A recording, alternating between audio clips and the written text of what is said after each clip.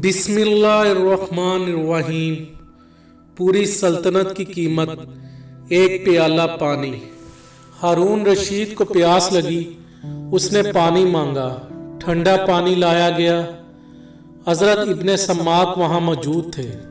वो कहने लगे, हारून, पानी पीने से पहले मेरी बात सुनना। पूछा, बताइए। कहने लगे, ये बताएं, अगर आपको सख्त प्यास लग जाए और प्यास ऐसी के बर्दाश्त से बाहर, हल्क बिल्कुल खुश्क हो और पूरी दुनिया में पानी कहीं भी ना हो और एक शख्स के हाथ में पानी का प्याला हो, तो आप बताएं कि कितनी कीमत देकर उस पानी के प्याले को खरीदेंगे। उसने कहा, मैं आधी सल्तनत दे दूंगा और पानी का प्याला खरीद कर पीऊंगा।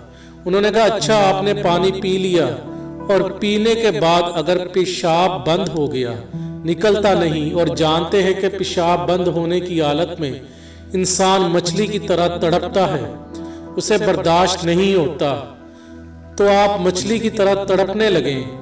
उधर एक तबीब जिसके पास ऐसी दवा है जिससे पेशाब हो जाए, तो आप बताएं उस तबीब को कितनी कीमत देकर वो दवा खरीदेंगे। उसने कहा, आधी सल्तनत देकर खरीदूंगा।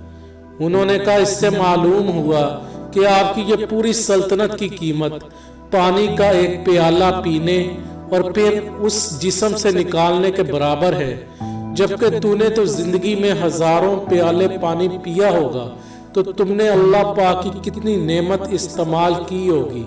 बतलाओ उसकी कीमत क्या होगी।